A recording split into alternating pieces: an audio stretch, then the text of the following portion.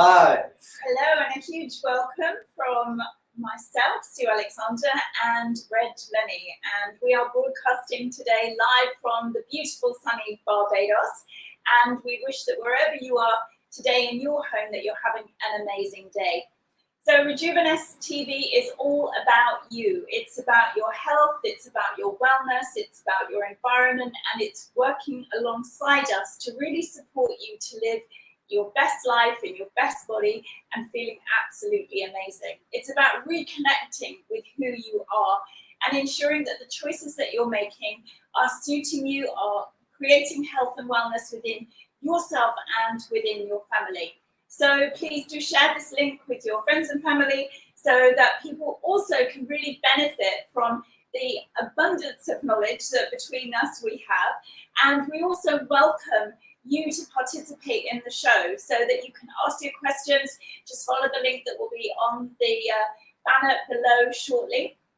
And today we are really talking about relationships. And I truly believe that in the last year, so many people have experienced huge changes within their lifestyle, within their home life, and also within their working environment. So just a little bit further on in the show today, we will be joined by Dean Grimshaw, who's coming in from the United Kingdom. He's in St Albans, and he'll be sharing with us how he has really supported himself, his family, how he's adjusted to the very new way that everyone's working from home, and how that's had an impact positively on his family. So do invite your friends and family to join us today to really discuss how relationships are really being affected and how positively you can do great things to make yourself super happy. So, Reg, from your book, The 10 Vital Keys, which is on our website, because I know that the minute you read it, you'll absolutely love it, and it's a very empowering book. Relationships, tell us about what you feel relationships need right now after a year of people being locked down together, huge amounts of changes in our social connections, and how that's affecting people, families, places, work colleagues. How is that all happening, and what can we do? Yeah, well, be you. I highly recommend you download it off of the Rejuveness website, because we step through, and that's what this show Rejuveness TV is really about as well, is guiding and educating people through how to live the best life that they can possible. Now, two key things. One of my favorite words that I always mention is awareness. I believe that awareness is key to so many different factors in our life. And the more we become aware of how we feel in different environments, or how we feel about the different foods that we eat, or different choices we make, or different beliefs we have, that awareness of those feelings and emotions and drives that are behind it, all that, will help us to understand who we are as individuals, why we make the choices that we make, and why we're living the results that we're living. So what Dean is going to be helping us to understand today, and going through some of the keys that Dean already implements in his life, is how to find that balance in your home life. And one of the key things that I say is respect. Respect for yourself and respect for others. Now, I know everybody loves to throw that word around, respect, respect, respect, but people generally demand respect without giving it. Right? It's something they want without actually giving, which is why we get a lot of the issues that we hear about, especially with relationship coaching. I know you and I both do relationship coaching, and with clients that we speak to from all different parts of the world. This doesn't seem to be a cultural thing. It seems to be more of a human being thing. You know, we're seeing things from our own perspective, from our own movie, the lifestyle that we're living, with the history and the background and everything that we've learned in our life to bring us to the point that we're at now. And then when we start bringing people in, whether that's through relationships or work or family or friends, those people that come into our life, we're pretty clear, this is who we are and this is the way we want to be, and we demand respect, and we demand that we've got the freedom to be who we are. But at the same time, creating that awareness, are we giving that respect back to the people, especially in our environments? And we hear so much these days about depression and about all kinds of different side effects that are coming because of depression and issues and ailments in the home. But also we're hearing about a lot of divorces, a lot of breakdowns of relationship. And that's not only just with partners, but in business and in families with the children, and everybody's having a really tough time. And my biggest my biggest awareness that I ask people to take a look at is that respect. Respect for yourself and respect for others. You know, when you walk into your home, you want to feel that that's your home. That's your place you can go into, you can relax, you can throw off all the masks, you can stop pretending who you had to be, whether you're at work or with friends or with other colleagues or whatever. And now your home is where you could just be you, right? Be you. That's why I called my book Be You, because it's all about learning how to be you. But equally vital, when you're living in an environment or working in an environment around others, you also need to understand the importance of allowing others to also be them, right? You're an individual, they're an individual. Everybody has their own unique way of thinking and feeling and believing, seeing things, understanding our environments and our realities. So we have to give others the same respect that we want to have back. And when we start looking at that so that each people feels that they are a valuable part of the family, a valuable part of the environment, and that their opinions matter, that their feelings, wants, needs matter, everything starts to change. Absolutely. And I think that a lot of people, now that people are working from home, the dynamic has really changed for many people. And it's about creating space to work, space to have your relationships, and space to have calmness and relaxation in your home.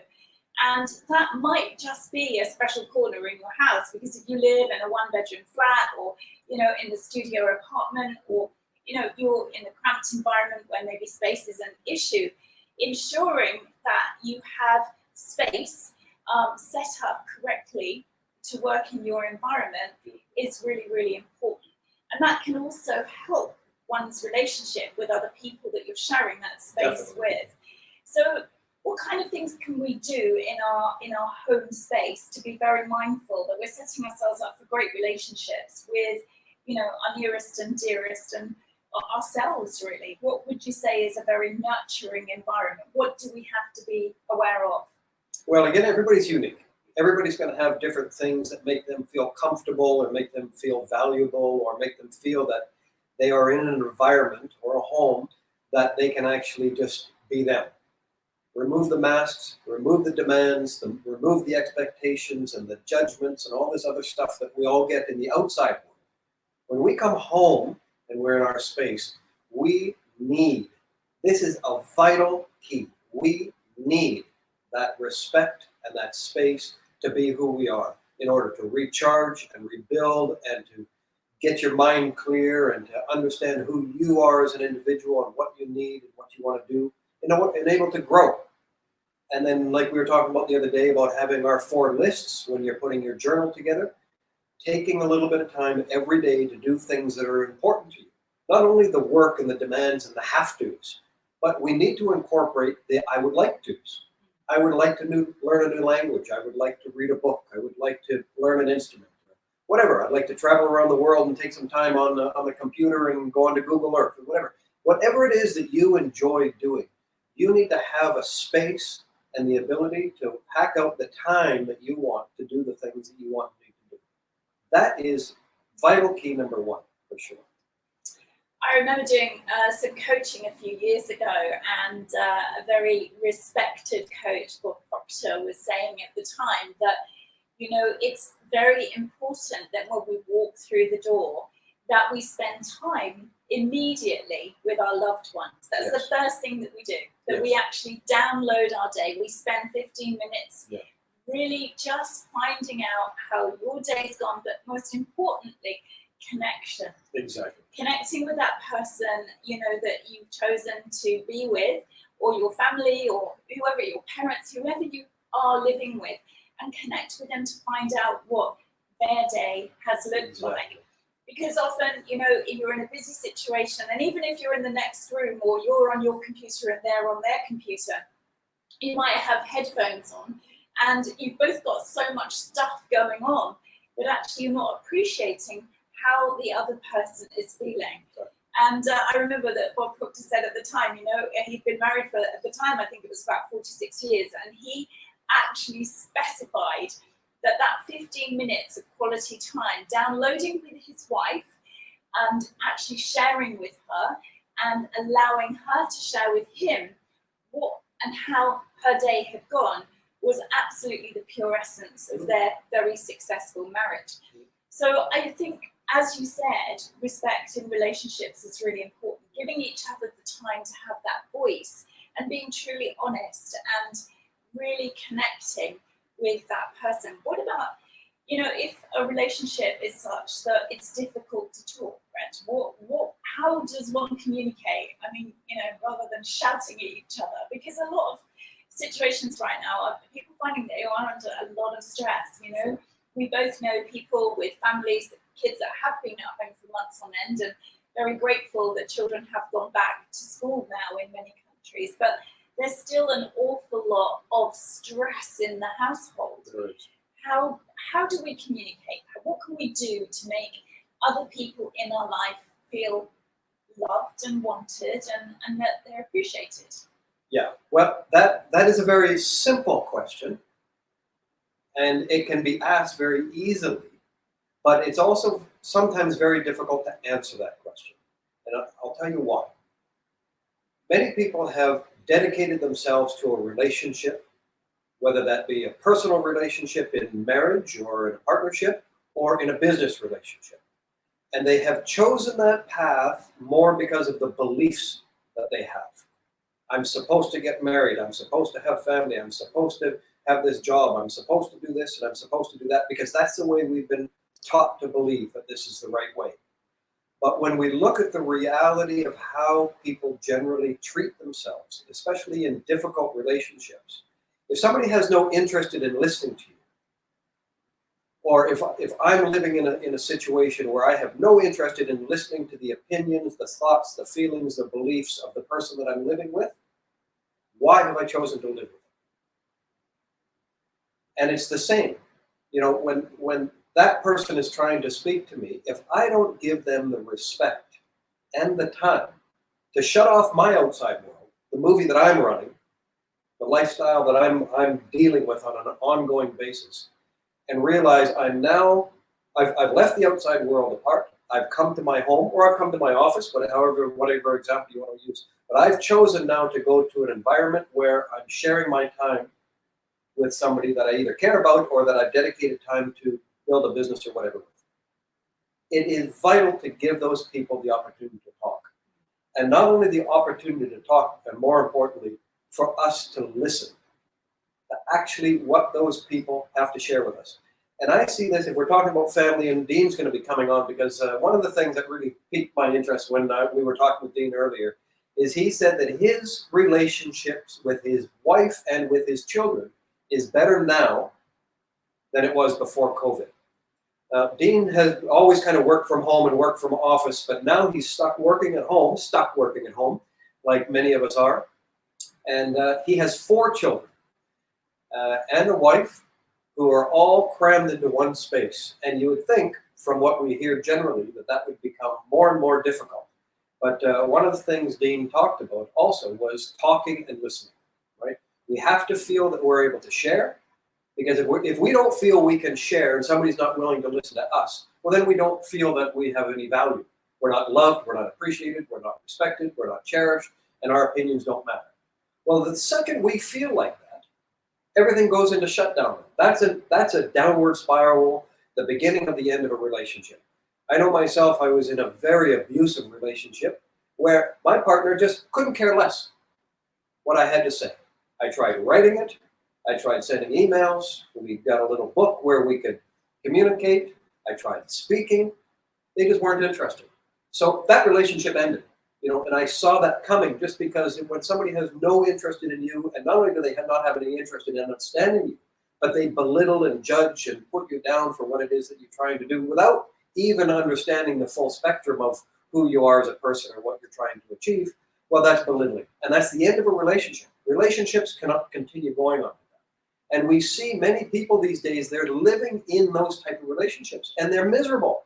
And this comes back to what we were talking about the other day. Well, of course, people need alcohol and drugs and all kinds of different things to help you maintain a bad situation.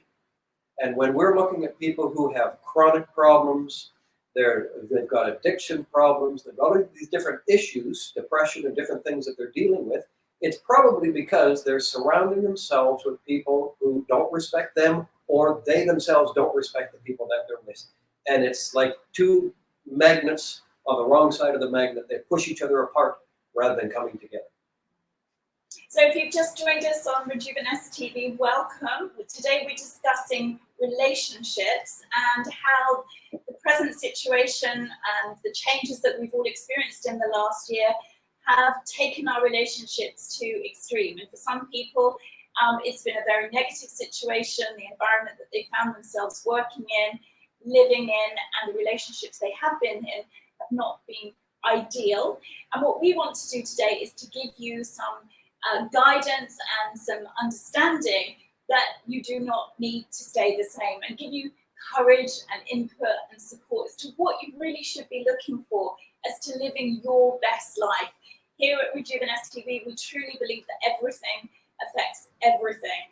And so if in your relationship, in your environment, and in your health, if all of those things and many more are not in balance, then you will really have issues that, you know, we're trying to unravel, but at the same time support you with creating the change. So do follow us on rejuveness.com if there's something that we actually share with you that you feel you could really benefit from more information. You can go online, we can coach you directly, and we have oodles of information. Reg has written oodles of books to really help and support you. And no more than the BU book that we're really talking about today, those 10 vital keys to really feeling well and healthy. Now, we're talking about relationships, and I think a lot of people's stress levels, and certainly I know we all know people that have struggled with bereavement, with changes, with loss, and that's now leading to depression, anxiety, chronic conditions, the sense of loneliness and lack of community. There is an upside that most definitely, I've been reading a lot about what statistically people are very happy from working from home. And according to the statistics, that by 2025, 70% of the workforce will be working from home. And obviously we've seen a rapid surge in the way that people are working from home, and equally that adjustment period is for many people, I think, now over. So what we now have to consider is that this is our new normal. This is how it is going to be. And certainly large corporations and companies have released their working space where they had offices filled with hundreds and thousands of workers. They're finding that working from home is working.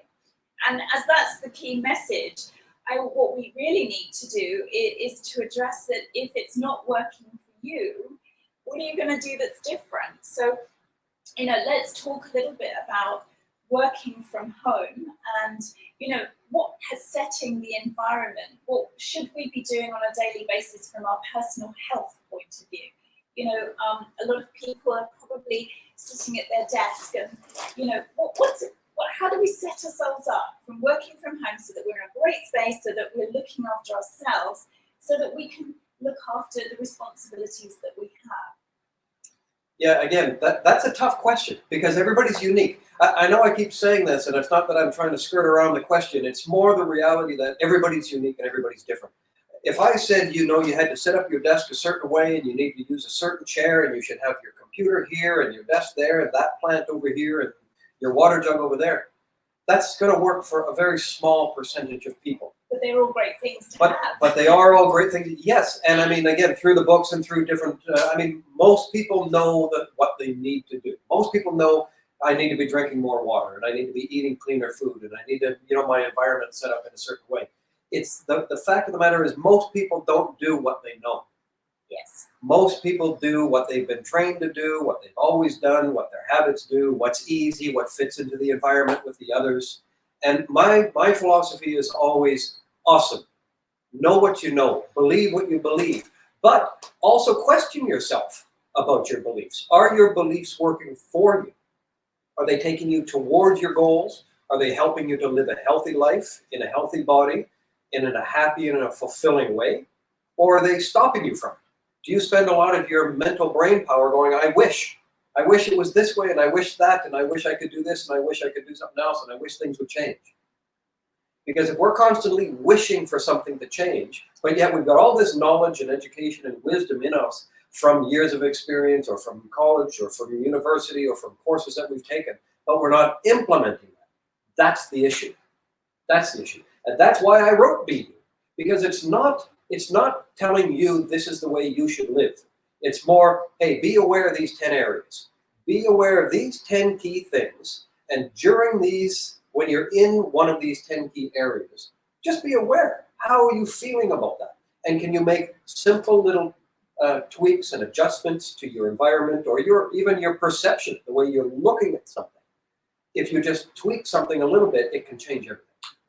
I know that one of the things that has been highlighted in the news recently is that more people are, now that they're not actually going to the office and working, that they are statistically spending more time working. Exactly. Because they haven't got the commuting time, but also they feel that because they are at home, there's an element and a sense of guilt. Yes. Because they feel they should be on call more time. And 80% of people felt that they were under huge amounts of pressure to spend more time in the working time. Yes. So how can we separate the time that we spend at work versus the time that we spend with our family and our looking after our personal well-being? How can we set the parameters? What would you suggest? Yeah, I would suggest you start looking at yourself as an entrepreneur, because many people that are in this lockdown situation right now are generally people who have held a job down. You've had to go somewhere and do something from 9 to 5 or whatever the hours were that you would work doing whatever it is that you were doing. And now you're at home. And all of a sudden, on one hand, you think, wow, I'm at home. I got all this free time. I can do anything I want. And on the flip side, you're like, oh my God, I'm at home, and I need to be doing this and I need to earn money and I need to. Well, then people just kind of, again, this comes right back to forgetting where you're living, forgetting who you're living with, forgetting why you've chosen the partners that you've chosen. People spend years and years finding just the right partner to have children with and to create a family with. And as soon as you got all that in place, it's almost like they forget about it. Okay, I've got the family, I've got the home, I've got the children, I've got the wife or the husband, and everything's in place. Good. Now I can put that to one side and now I can focus on what I'm doing. And people forget, it took a long time to find that right person to create that home and that environment and that family. So why are you now forgetting that is actually the most important part of your life? The work comes, work goes. Money comes, money goes. But a relationship that you've spent time to build and create, you need to nourish that and put time into it. So when you start thinking like an entrepreneur, somebody like myself, I've always been self-employed. So I know that when I get home, like you said, it's very important that you dedicate that time to the people that are living in that home. You don't come rushing home after spending 8 or 9 hours at the office and then spend another 3 or 4 hours as soon as you rush. I can't talk to anybody. I'm too busy. I'm too stressed. I got too much to do. Hi, everybody. Bye, everybody. And you're back into work. And the kids are all excited. And the dog's all excited. And the partner's all excited that you're home. But nope, I don't have time for it. I know I've just been away for 8 or 9 hours. So when you're at home, it's the same thing. Dedicate your time. You've got to work or you've got so much that you need to achieve and accomplish in the day. Awesome. Put that in your calendar. Work those hours. But make sure that you also schedule time for all other aspects of who you are. Who are you? You're a father, or you're a mother, or you're a partner, or you're a parent, or you're a, whatever, all these different personality types that you are and all the different things that you do in your life, you need to schedule time so that you can do them. And when you're doing it, you're dedicated to it. You're not spending time with your kids thinking about the work, right? You're spending time with the kids thinking about them, or the partner, or anybody else that you're spending time with. And give others that respect, and those will respect you back. And again, everything starts to change. Absolutely. And I think now that the new way of working is, we call it telecommunicating, or I can't even say it, telecommuting, rather than actually commuting, is that a lot of people are finding so much more of their day is being spent on the telephone, it's being spent in front of the computer, and that in itself is very draining. It's causing an awful lot of more challenges. So again, you know, the relationship that you have with yourself is really, really important. The most important. It is the most important. Yeah, you need to be very mindful that you need to schedule time for you. And again, statistically, more people are now using what would be their traditional lunch hour and leaving the office for an hour and getting some fresh air, going to do some shopping, that they're now spending that hour doing something for themselves and doing their personal admin, whatever that might look like in the home. But scheduling time to ensure that you are drinking much more water, that you are eating properly.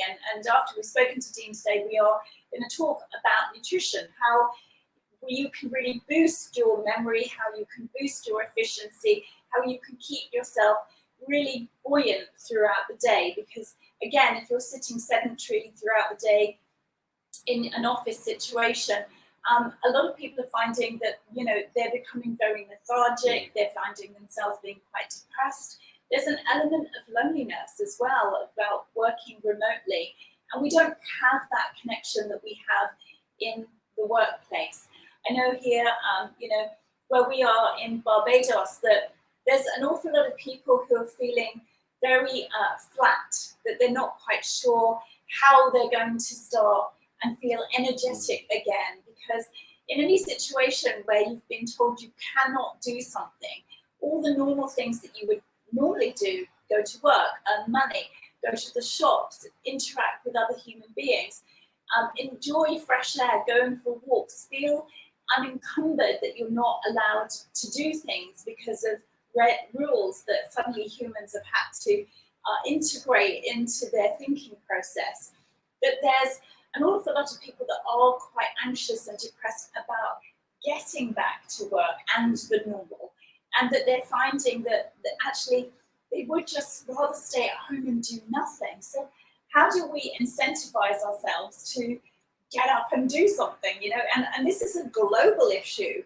And I know that probably we're talking about people who are used to going to the office, or they're used to having a commute, but there are also many people that have had to work even harder throughout this pandemic because they've been frontline workers.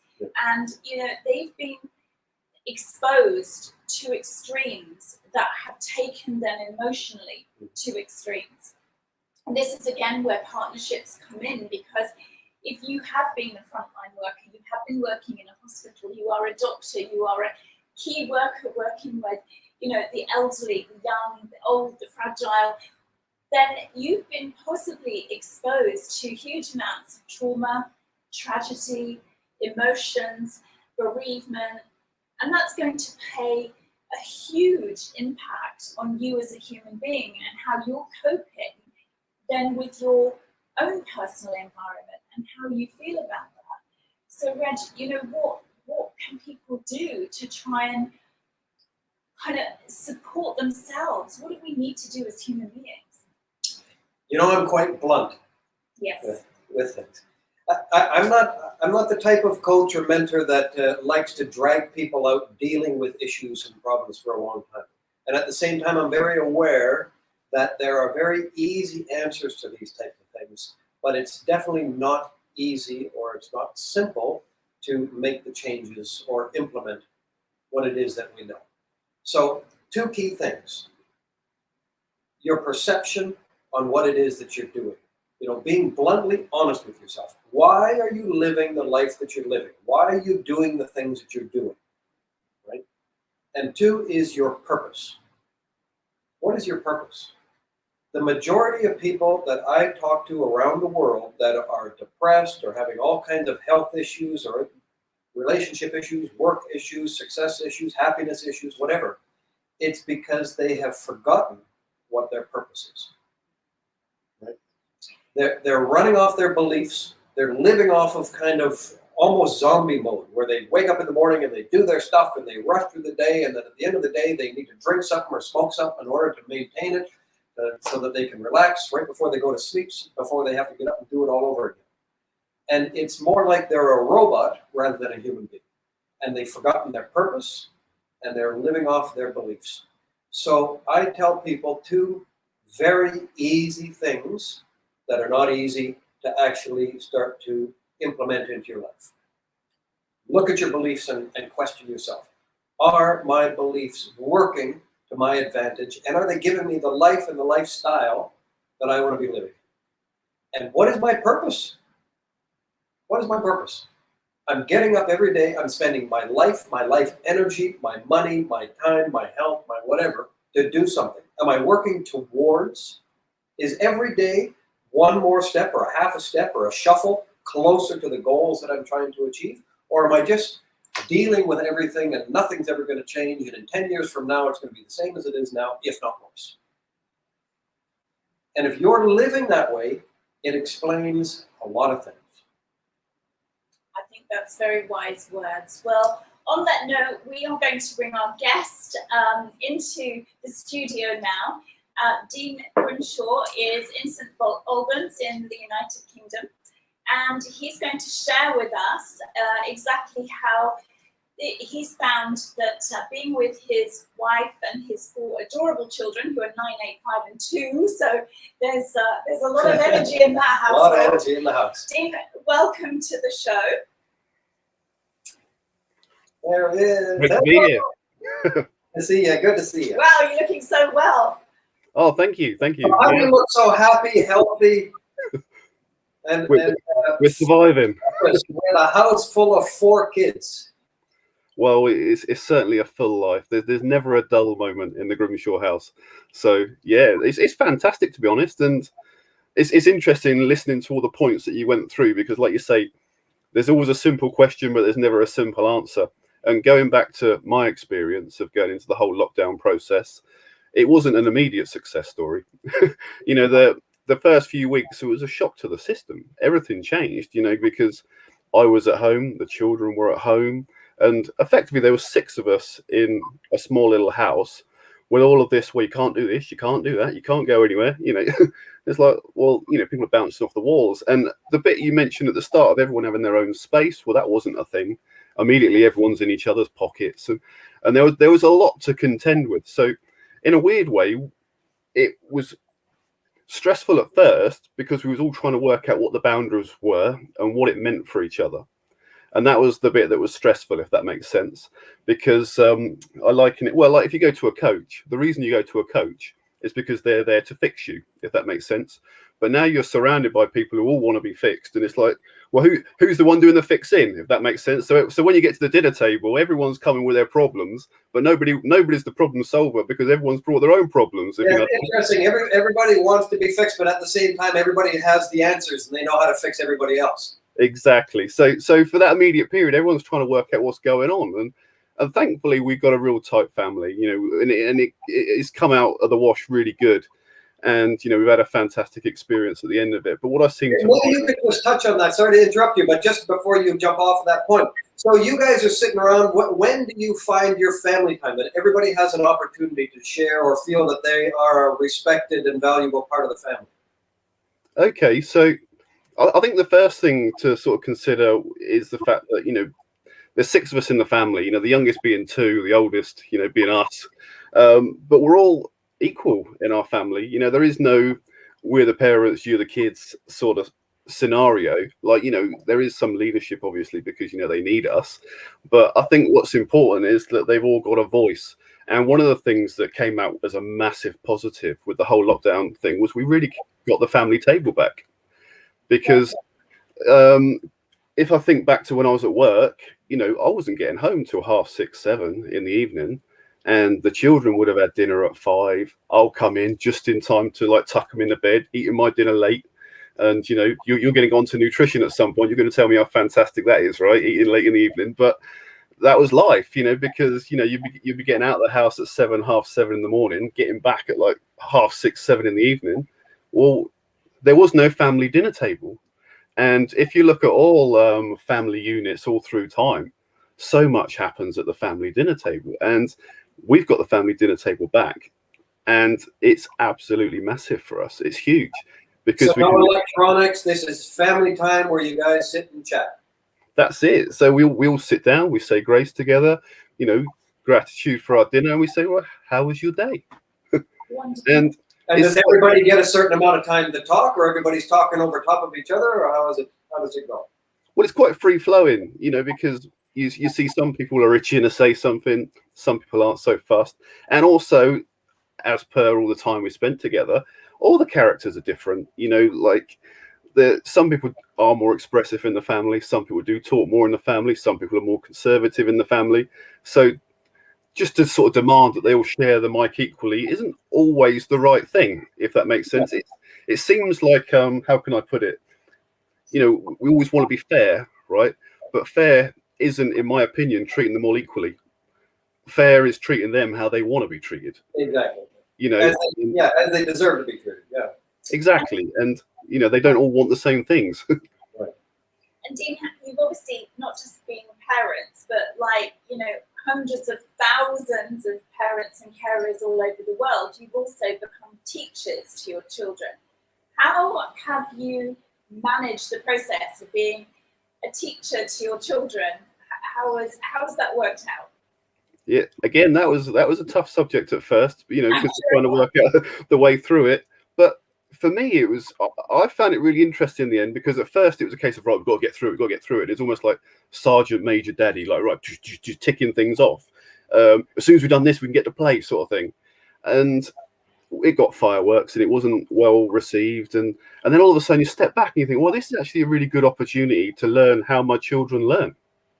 And then you start engaging with them and say, right, so, you know, and for me, the whole thing was learning anyway, because they are young.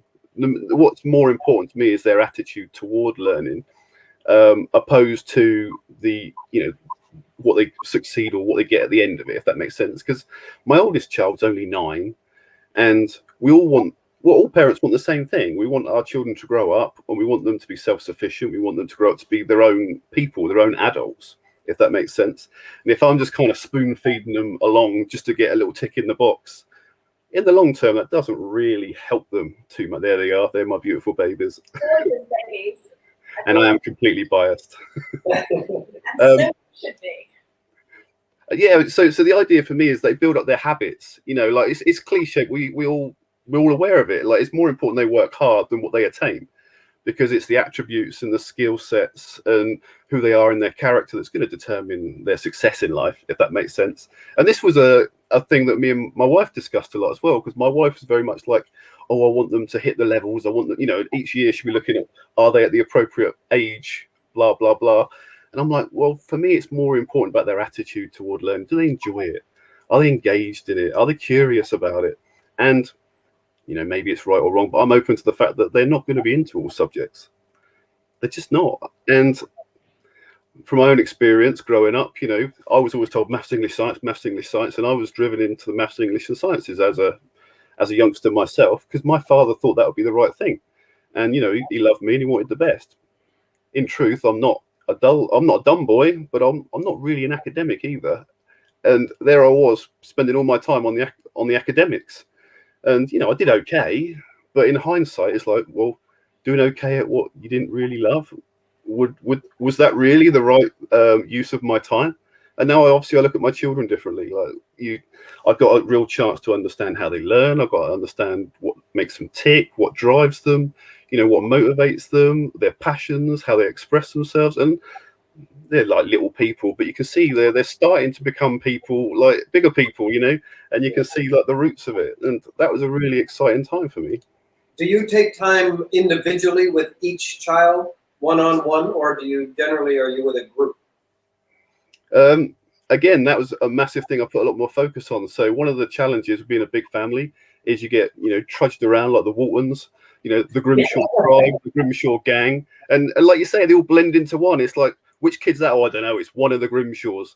And it's not a nice thing for the child. You know, they don't want to be part of a gang or part of a tribe or a little posse. They want to be individuals. And this time through lockdown was a real opportunity to do that, because going back to the working week, if I disappear out the house at 7, half 7, get in just in time to tuck them in bed, I only really had the weekends, and there was almost like too much pressure on the weekends, and the weekend activities were often group led. So if I'm honest, I wasn't spending enough one-on-one time with the children before this whole lockdown process. We did start putting in the diary like date nights, particularly for the older ones. So we'd take them out, one at a time, mum and dad. So they'd flip, mum and dad would go bowling or something, but just take them on their own.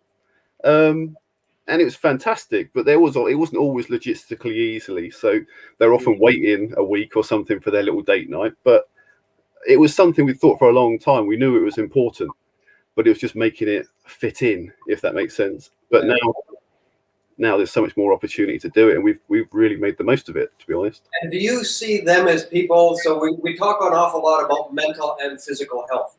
So do you see now that they're actually spending time with mommy and daddy, and they feel that they're valuable and that they're important and that they get to spend their personal time? Is that affecting their health mentally and physically? Have you noticed? I believe it is. I definitely believe it is, because, and I'm kind of looking at myself like a bad person now, but like when you come home with all your problems, they go, "Oh, this happened in the playground," and like it's quite easy to go, "You think you got problems?" You know what I mean? But there is no small stuff for kids. It's all big stuff. But this is their world. This is how they build relationships. This is what happened to them, and this is signs as to what's happening on the inside, if that makes sense. Yeah. So, rightly or wrongly, what you find is, if you're not really engaging, which at times maybe I wasn't in the past, if you're not really engaging, you'll say, "How was your day?" And they're like, "Oh, it's okay, Dad." What's the point in telling you? You're just going to tell me about the big deal you won at work. Well done. Like, you know what I mean? They're not interested in our world. That's changed now. You find that relationship with you and the kids has changed. The communication is opening up better, and the energy in the house is different. Yeah, so the individual children, they communicate in their own different ways, and you get to know their little ways. Some are naturally more expressive, some you have to tease out of. But we start to understand now when they're not right, because you read them a lot better. Like, we knew them anyway; they were our children, but they've got such a better relationship now, and they're more open because they know that when they share something, that we are actually listening. And it's not rocket science, is it? Like, we're all the same. When you go around, people go, "Oh, how are you?" And people, it's such a throwaway remark that we're like, right, if I tell you, will you listen? Probably not. So we just say, "Oh, fine, thanks." And that's what happens, isn't that? That's a normal thing, like, where people just go, "Well, they asked me how I am, but they're just being courteous. They don't really care, so I'm not going to tell them." And if we're not careful, that's what happens with our children. Like, "How are you?" "Oh, no, don't tell me that you're really miserable. I've got time to listen to it." And obviously that's an unhealthy way to be. Yeah. But what's happening now is you be at the dinner table and you say, "Oh, what's going on?" And they go, well, something did come up, Dad. And then they'll go into it.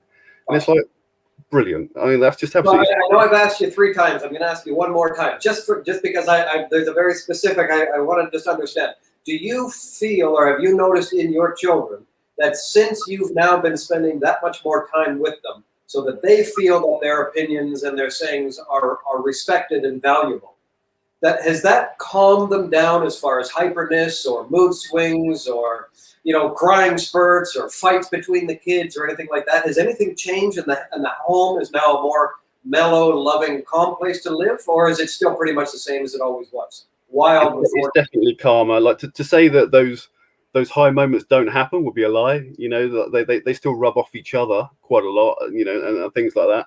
But generally, it's a much happier place, because we're able to support them on their own individual journeys, wherever they are, and they are all just completely individual. Some like my boy Caden, he's 5.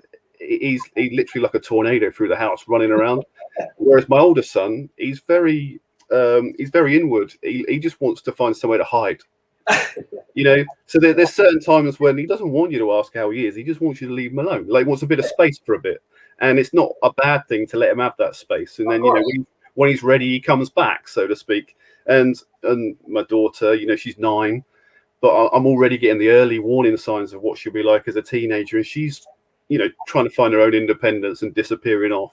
So it's very, they're all completely different and they all want different things. Yeah. But what we're getting is that better relationship and that better connection with it. And we're able to support them much better on their individual journeys, opposed to, like we said at the start, just one of the Grimshaw tribe, and they all got to sort of go around together in a little group. Yeah. Awesome. What do you think, Dean, has been sort of your greatest challenge in this whole shift and dynamic? You personally working, has there been something that you yourself have really struggled with? Yes. So in the early days, I went from, when everyone's going, oh, it's nice working from home, we've got all this time. And I felt like it was the complete opposite at first. I'm like, what, all this time? Like, because we're all sort of cocooned together and everything was like bouncing off the walls for a period. I felt like time had disappeared and everything was crazy for a period. So for me, I then went to trying to get overly rigid with my time, like planning everything out, structure. And I also learned that didn't work either. Like, there had to be a bit more compromise and a bit more give and a bit more take. And then once I relaxed into it, I found that the time was always there. Like someone like Reg will tell me, like, time doesn't disappear, right? But it's a perception, isn't it? And at the time, the perception was, where is all the time? Everyone's sending me these pictures of them just relaxing with a book and all the extra time they're getting from not commuting. I feel like life's gone crazy. Like, that's how it felt for a short while. And it was because I got a bit carried away with trying to put too many rules in place. And what we learned, once you start like engaging with the family, building the better relationships, finding out our own boundaries, really. When you've got people in close proximity, it's like, where are your boundaries? What boundaries will you fight for? And what are you prepared to concede? And we needed to sort of work that out. And in the early days, I think I was fighting for boundaries that really, they weren't worth fighting for. It's actually, do you know what? Why am I fighting for these boundaries? Concede it, and everyone's going to be happier, me included. So once we got that all worked out, then it was like, actually, there's a harmonious way of doing this, and it works really well. It's unlearning the beliefs and the guidelines that we've been taught, right? Oh, absolutely. And I found that was the biggest problem. Like, when I spoke to a lot of my friends who were struggling, I found one of the biggest challenges wasn't really the circumstance we were in. It was more about the identity. So many people had associated their identity with what they did. And then when you took all that away, it's like, well, like you say, who am I? That's what I do. And I'm a salesperson and I work in London. And I used to know a lot of people who were kind of really proud of getting up at like 5 a.m, their 2-hour commute, and they get to the office, go, oh, I live miles away and I got it before you did. Well, now all of a sudden they had no one to tell at 7:30 a.m. that they're and it's like, well, obviously, like, it sounds silly, but people have built that as part of their life. It's who they was. I got here earlier than you, and I'm not making a mockery of it, because it's a good quality to have, to be disciplined and to sort of lead yourself well. But there were so many people, they just didn't know who they were without that. Like, no one's checking me out in my suit. Like, I'm not walking along for me bagel. It's like, I can't go and get my regular at Costa. It's like there was that real lack of identity, if that makes sense. I was kind of lucky in a way that I didn't have that, because I was like, well, I wasn't too worried about what other people think of me.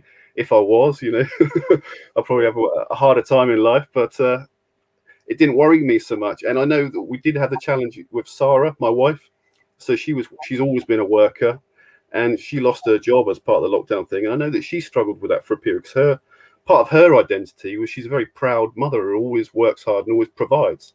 And then when that ended, because of the circumstance, it really messed with her identity of who she was, if that makes sense. She's not the sort of lady who will find it easy to be a kept woman, so to speak. Some people might like that lifestyle, but she just doesn't like it. She didn't resonate with it. She didn't want to be that person. But instead of just going with the flow immediately, she was kind of fighting against it and trying to justify who she was, like, and it's like, well, you don't, just let it go, just let it go. The circumstance is the circumstance, right? That's very wise. And have you found that your connection, your personal connection, that's also thrived? Because clearly what we're seeing here, Dean, is that you as a family are thriving, and certainly you and Dara seem to be so much more connected because you're so understanding. I think, you know, you're a very blessed family, and the whole grace and gratitude around the table for me is, you know, it's huge. Well, I imagine for Sarah, because I'd disappear off and I'd come back from London thinking I've had a hard day, and she'd be like, well, I'd swap places with you any day. You should have been here with the kids, you know. So we don't want it to be a competition, but I imagine a lot of couples are like that. If you know what I mean, it's like, well, oh, you think you've had it tough, you should have been here. And now it's like we're kind of both here, and we both know what it's like, and we've got appreciation for each other and what we're doing. And it is hard, you know, being at home looking after the children. I never for once said it wasn't, but You have a different appreciation for it. yeah, but it's almost like, well, you're saying you appreciate, but you haven't seen it, if that makes sense. And that's one of the things of like being understood, I think, because people can say I understand you, but you have to feel understood, and there's a massive difference there. And I think what's happening now is we're all in the same boat, we're all in the same bubble, and we're all together, and we feel together. So we don't feel like we're having to sort of explain how we feel too much, because when we say it, we know that they get it, if that makes sense. Yes. I think our final question to you, Dina, this has been wonderfully insightful, is that if you had the choice to go back and commute and go back to the office, would you, or would you prefer to stay at home with your family? Well, weirdly, pre-pandemic, like I had no idea what was coming, but pre-pandemic, I think the remote lifestyle was the way forward anyway. Like, I am a sociable person, but I don't feel like I've lost contact with people. You know, I don't feel isolated. I feel like that it's a very connected world, and obviously I'm still looking forward to spending more time at bigger conferences, seeing people. That stuff will all come, but I don't see the merit in commuting to a city.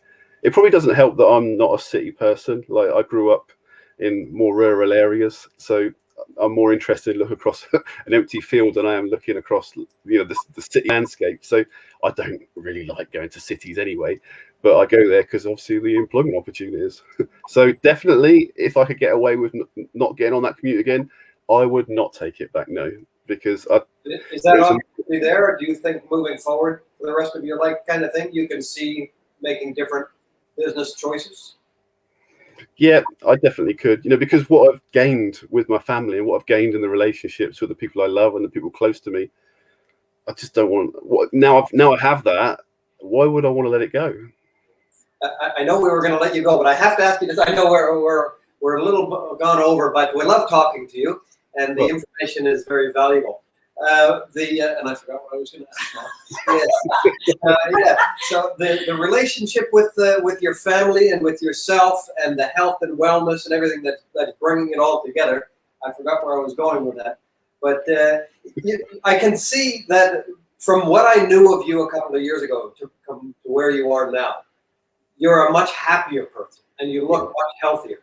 So do you think that we were talking about foods just a little bit? We were going to talk about food this last couple of minutes, and maybe we'll just include you in the conversation. Have you noticed by feeding your children different types of foods, like if you want to become a healthier family, have you dove into that at all with your wife? Maybe it was you could have cookie and crisps and all kinds of treats for the kids before, and now you're being more aware of that. Yeah, so that's an interesting topic, actually, because we're actively trying to improve their diets at the moment. They like sugar, and that's something that we're well aware of. That is not a thing for the future, but it's a weaning process, and they have sort of developed their palates away from their nice vegetables. But so that's a good thing about the family meal times, eating together, and making sure because if you're not eating at the table with them, then they will just leave and not take it, if that makes sense. Involved in the food process, like do you take them shopping and maybe put together family meals or family ideas or thoughts, or what type of food you actually want in the house? Are the kids involved in those type of choices? Yes, and they do love cooking, which is another fantastic thing about the lockdown period, because normally everything's in such a rush. It's like, get out of the way, I've got to do it quickly. But now, like you say, the dinner preparation and the involvement and the whole thing around the family dinner table is not just the eating process. Everything you said is bang on. Like, getting involved in how it gets to the table, laying the table, preparing the table, clearing the table away, because it's more of a relaxed experience. So Whereas in the past, it was like it's on the table, you got 10 minutes to eat it, then you got to go to bed, then you got to read your book. Oh no, then you got to do this, then you got to do that. You know, and it's not a lifestyle, is it? But now it's a case of right. Now it's dinner time, and like dinner time which lasts an hour. Yeah. Yeah, and like you say, make it a family event. I know with a lot of the clients that we've coached, that was one of the biggest improvements that they made in their home. Instead of one person, usually the wife is going, oh, I have to cook and clean and organize and shop and prepare and do all the stuff.